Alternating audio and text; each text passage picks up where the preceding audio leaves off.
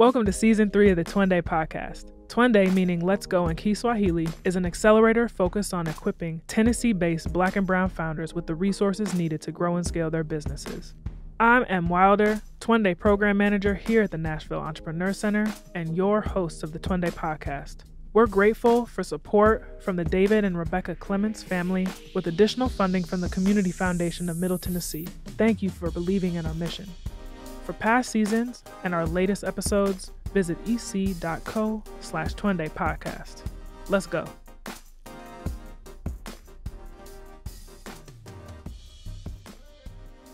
What's up, everybody? Today, we are here with Dujon Smith, CEO and co-founder of My Black Skin, also global lead for Accenture's Black Founder Development Program. Dujon is also one of my brothers who really inspires my work every day here at the EC, overseeing our Twendé program. So Dujon, welcome to the show. Thank you. Thank you so much for having me. It's an honor and privilege to share this platform with you. So question I've been asking everybody just to kind of ground ourselves and thinking about the people who really help us progress in business, our professional ventures, and life generally. Can you reflect on and share who are your starting five? So who are the five people, places, things who kind of keep you motivated, grounded, and support you in your life and your business ventures?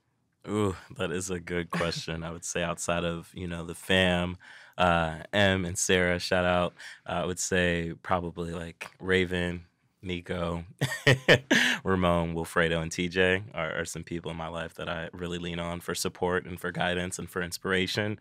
And then more holistically, I think about balancing or having in harmony my 5 Fs: family, faith, fitness, friends, and finances. Like, those are the things that keep me going. Those are the things that keep me grounded.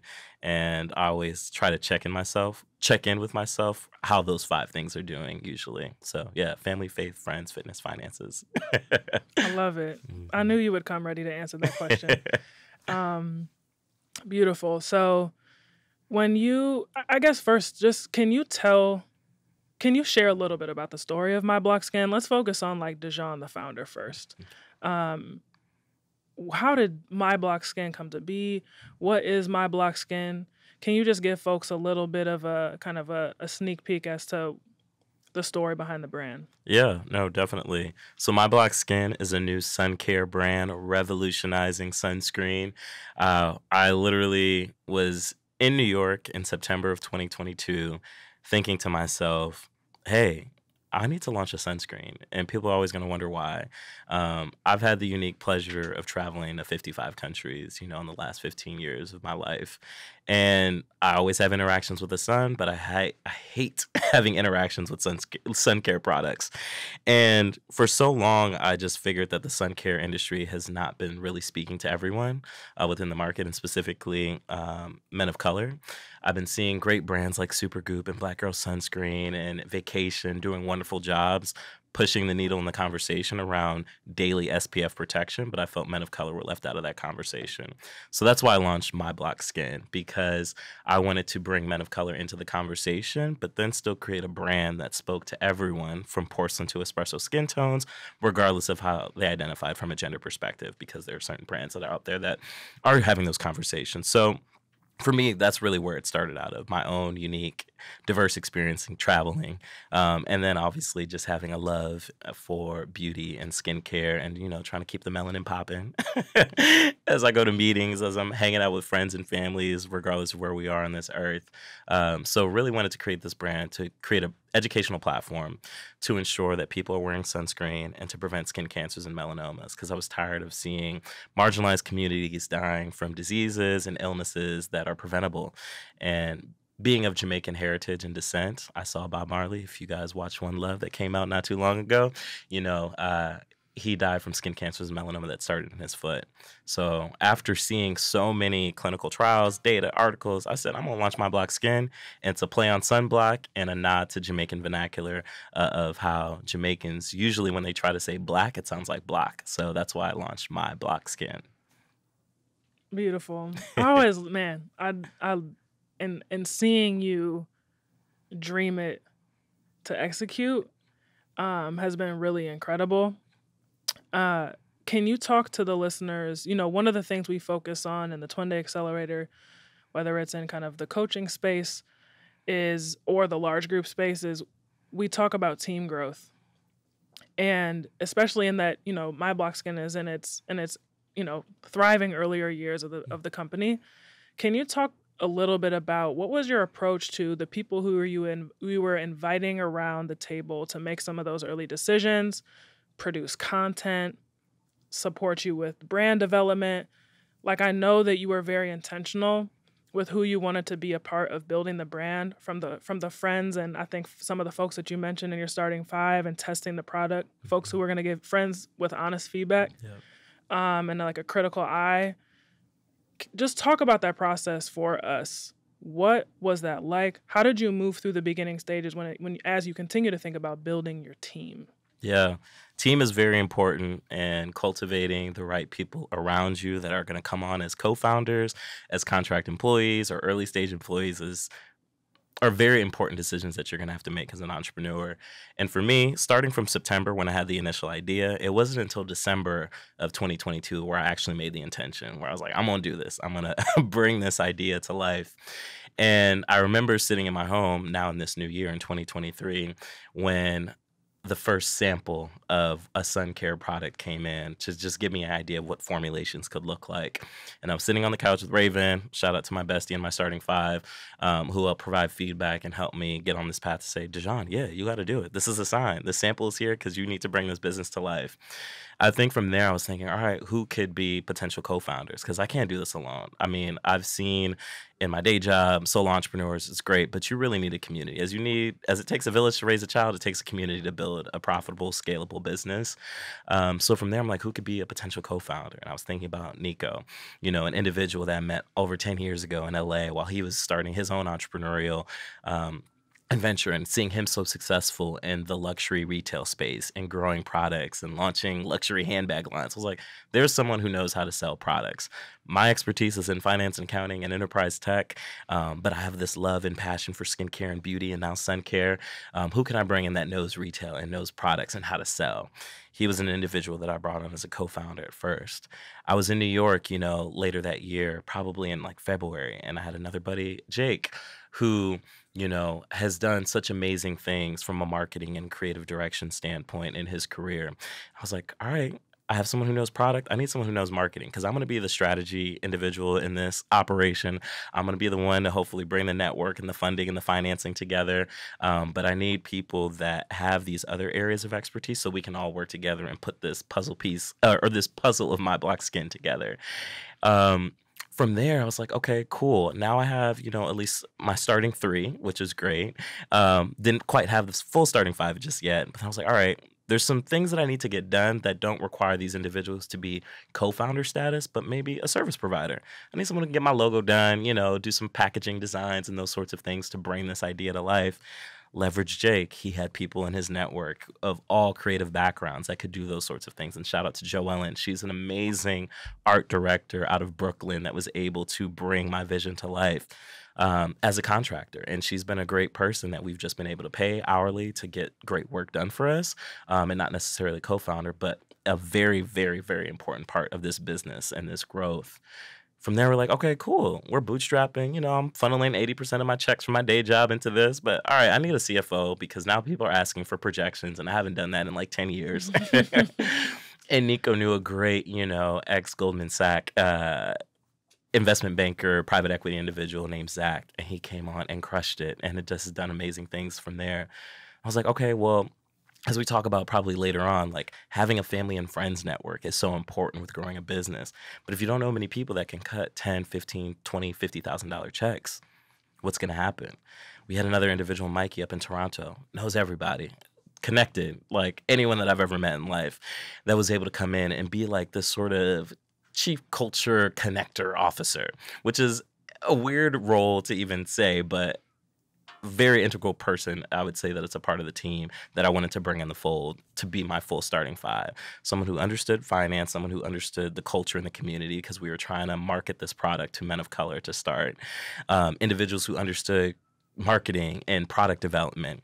Those 5 individuals all together came to be like my co-founding team. And through those individuals, we were able to find like the right talent that we can hire to be contractors, to do our marketing campaigns, to be our cosmetic formulators and chemists, because it was very important to me in making a product for people of color to use all Black female chemists to help with like the FDA version of our product. Or just from a videographer photography standpoint, I just wanted to use people that I knew were in my community that were going to support, that also had talents that I wanted to highlight and showcase to the world. And I think just bringing all of these individuals together to create this beautiful mosaic that is My Black Skin was a labor of love, and a lot of people that I've had deep relationships for more than 5 years with each. I love it, and thank you for walking us through all the intention that went in, and honestly, like, continues to go into the people who you kind of invite right around the intimate space that is the space that occupies around in and around your brand. Yeah. So in thinking about the brand, and I will say from, because I try to rep as much as I can when I can, off the clock in Nashville. Mm-hmm. One of the things specifically in the Black founder community, in terms of even just before folks try the product, is people are kind of, I would say this is a strong word, but kind of mesmerized by the brand. Yeah. Like they almost like lock eyes with it. How did the brand, I know you told a story about, right? It's not just a bottle that says My Black Skin, and I should have brought an example so our listeners could at least take a look for those who end up watching any sort of video. But how did the brand come to be? Did you lock eyes with that kind of version and looking across several different kind of mock-ups and just fall in love with this particular, the way that the whole brand is outlined on the bottle, and like, what was that process like for you? Yeah. Shout out to Joellen. She's an amazing art director and designer. And I literally just told her what I wanted the brand to exude. I was like, I want this to feel premium. I still want it to be accessible. I don't want it to feel like anyone is left out. I want it to be as inclusive as possible in the name. But also, I just wanted the design to be different from any other sun care brand. When you walk into Walgreens or CVS and you see the sun care brands all kind of in the same color scheme, I wanted when people saw My Black Skin, like, what is that? I want to hold that every day, all day. And she came up with 3 different designs. And I think the wonderful thing about just creative folks, they always save like their best for last. All things are going to be great. I think all 3 designs were awesome, and we could have went in any direction with all 3 of those designs. But she went, here's option 1. It was cute. It was nice. She did a great job of mocking up what the logo would be. And then also she placed it on different mediums so I could see what it would look like in editorial, on the packaging, on a website, on a magazine cover, just to give me the full breadth of what this lifestyle brand could be as it relates to specifically selling sun care products. And when she got to that 3rd design, and me too, I wish I brought a product with me, it just, me in that 3rd option just locked in. I said, that's the one. I was like, thank you for saving this for the end. Like, I already knew your work was amazing, but this is the one right here. And from there, I think to your point, it's been the same reaction. Like when we were able to pop up at Soho House's festival, last summer to be their official sunscreen, or when, the NFL had their fan activation zone later in the year, when people came up to our stand, they're like, what? This is, it just like drew people in. And then people tried the product, and then it just sold them. But really, it was just talking with Joellen. Like, I literally told her all of the things that I wanted this brand to encompass, what I wanted people to feel, what I wanted people to think.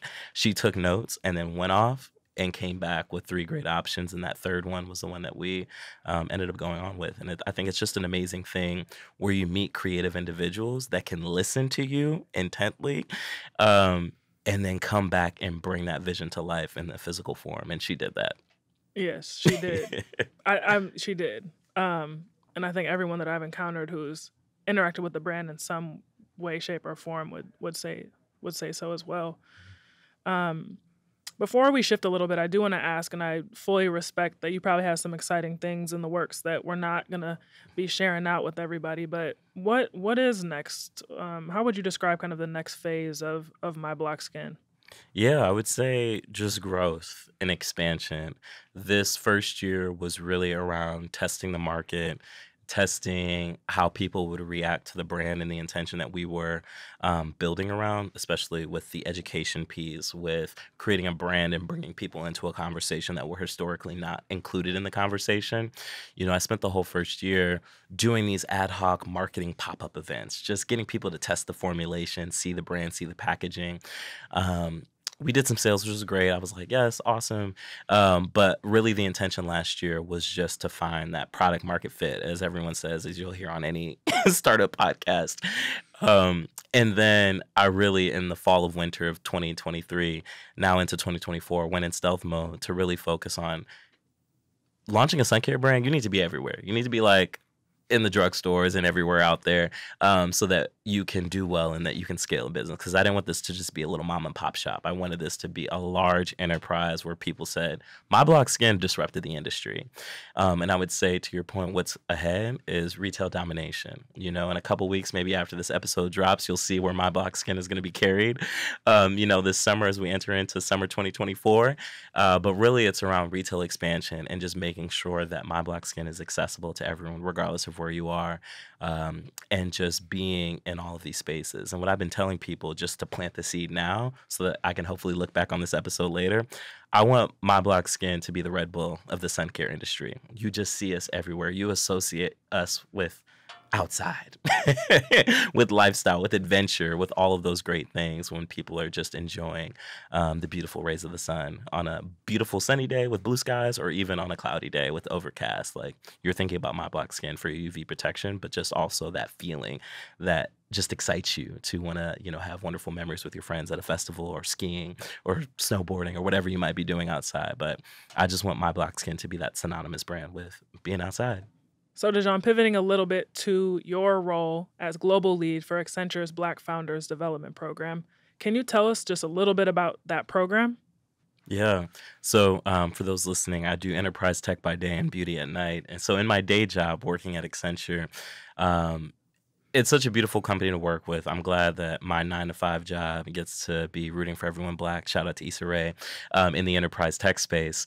And really, I would say for individuals and founders specifically, is that Accenture is focused on B2B enterprise tech. So Accenture serves Fortune 500 or Global 2000 clientele in all facets. We work in all industries and all enterprise functions. So the types of founders that Accenture is going to be looking for are the individuals that fit into our current service offerings. So to make it pretty simple, I always tell people industry, function, or maybe just technology focus. So industry from like retail, oil and gas, energy, financial services, any of those spaces.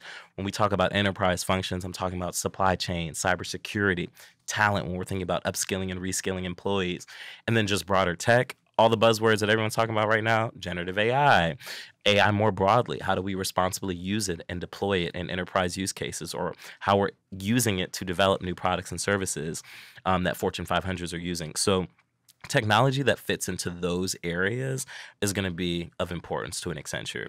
Now, when we think about the Black Founders Development Program, I'm looking for Black founders in those spaces that we can support. And with our program, I'm focused on cash, contracts, and community.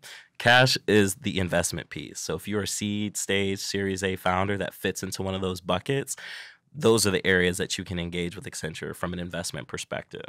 From a contracts perspective, whether it's partnership, which is the most route that most people come in, it's like, how can your solution fit into what Accenture is doing, which is then taken to a Fortune 500 client? So as a founder, you have to think to yourself, all right, what does this corporation do? Because Accenture is a corporate venture capitalist, a CVC. So you have to think, when you are engaging with a CVC like Accenture, what does my business do and what does Accenture do? What does Accenture do? Does my business complement the offerings that Accenture provides? And can I create a story there that now if my company comes to with Accenture and then Accenture's taking that to a Fortune 500, do beautiful things happen? What business outcomes are happening? Are we saving money? Are we making more money? We're cutting down on cost? Are we upskilling employees so they can be more efficient within the workforce, you have to kind of think about that story, especially with engaging with the CVC. And then community, that's just more broadly, because at the end of the day, I want to support any underrepresented founder in this space.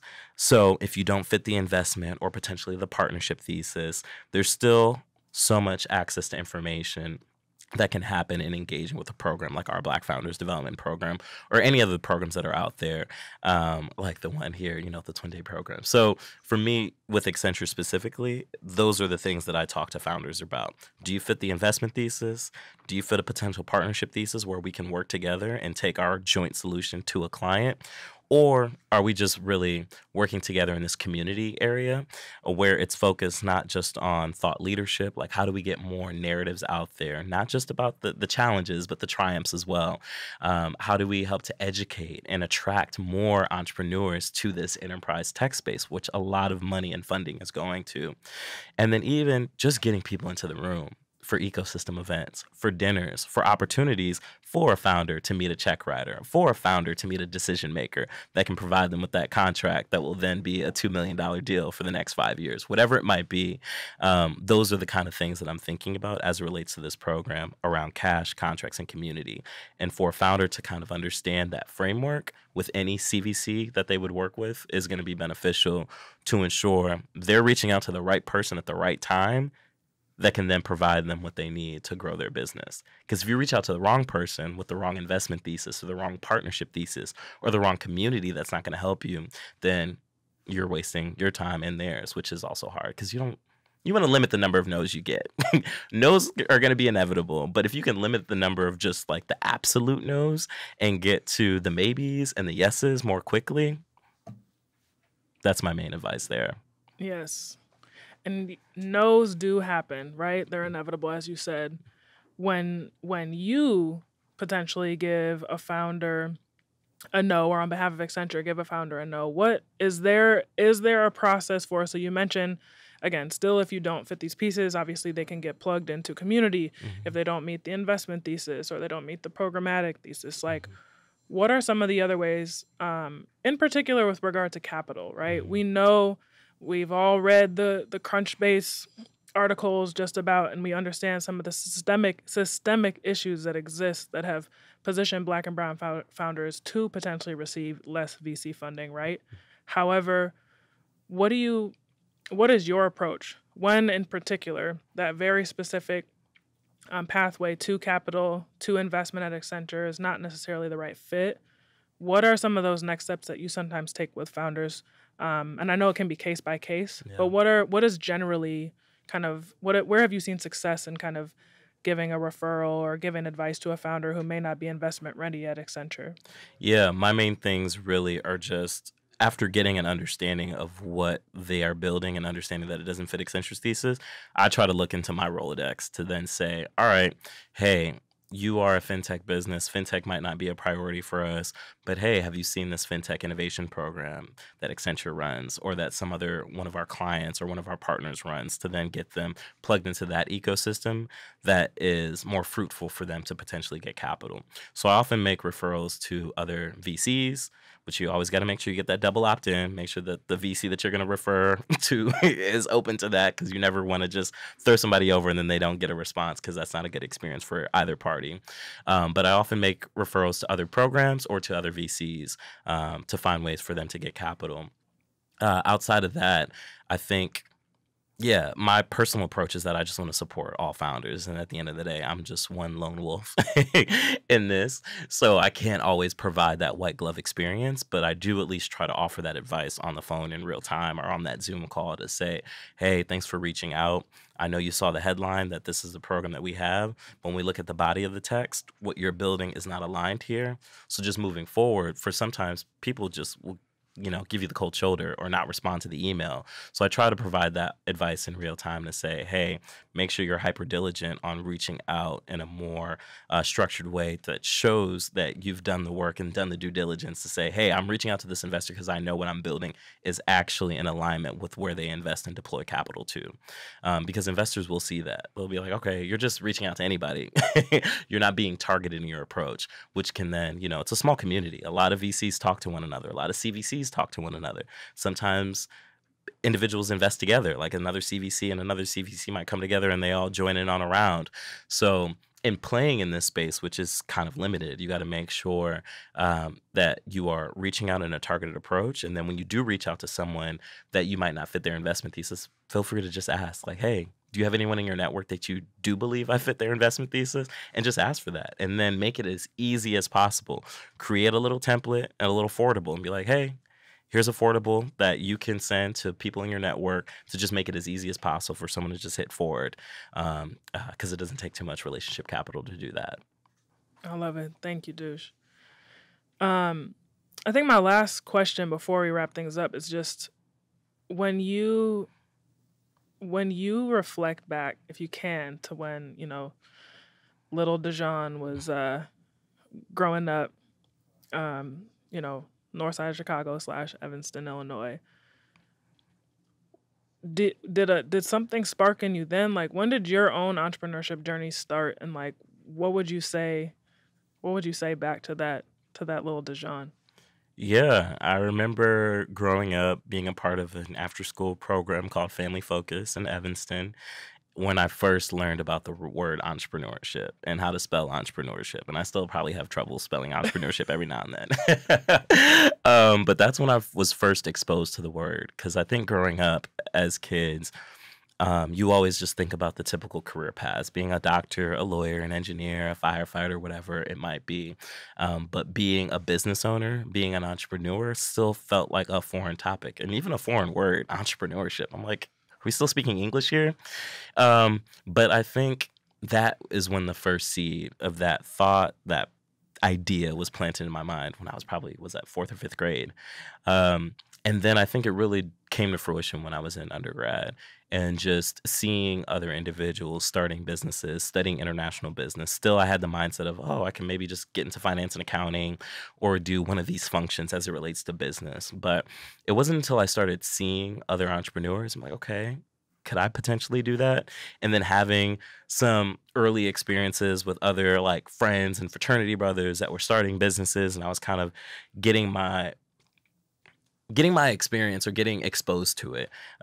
And I would say, like, that's just so key. I think so many people just need that access and exposure to the topic, to the thought process, to the mindset of what it means to be an entrepreneur.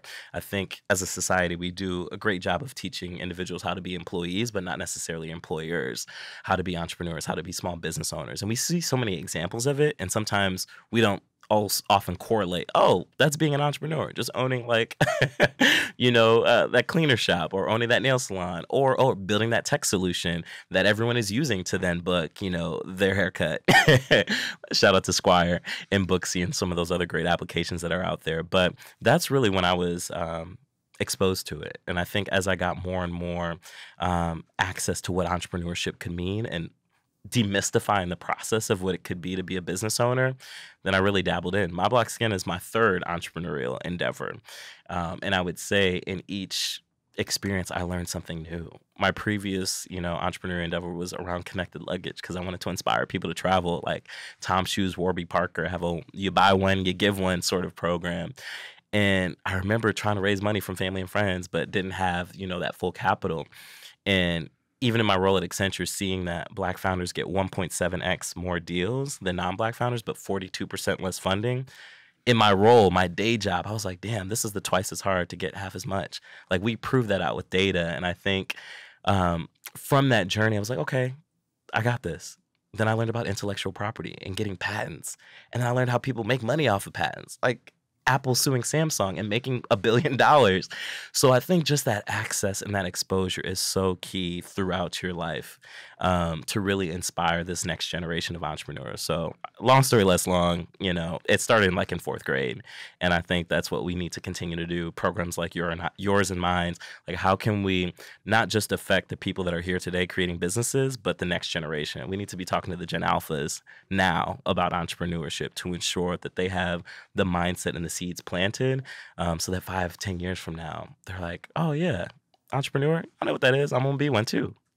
I love it. And in addition to giving them the handbook, what's the when Dujon goes back, talks to little Dujon, talks to a classroom full of 4th graders, back here in Nashville, because you'll end up again with me here someday. What's the opening line? What are you telling folks who maybe don't know what all the possibilities could be with regard to entrepreneurship pathways? I always told, because I did a podcast years ago, and I remember the individual titled it In Search of One Yes. And I told myself, I'm going to name my playbook or my book In Search of One Yes. And I think that's what I would go back and tell young Dujon or young little fourth graders, like, just being in that search for one yes, because that's all you need to really change your life, to change your business, to change your journey and your pathway.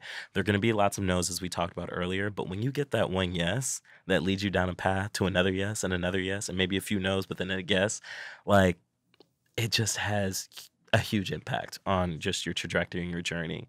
So I think that would be sort of the theme of what I would be talking about to like young little fourth graders, young Dujon. Just be in search of that one yes, because that one yes is gonna like change your life.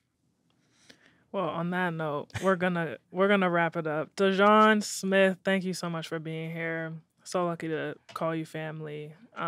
You inspire me every day, and I hope a few folks are inspired by hearing your message today. So thank you. Thank you so much. Thanks for listening. And thanks to the David and Rebecca Clemens family, along with funding support from Community Foundation of Middle Tennessee, for making this podcast possible. From the Chase Studio at the Nashville Entrepreneur Center, I'm M. Wilder, inviting you to engage with our Twendé Accelerator program by visiting ec.co/Twendé.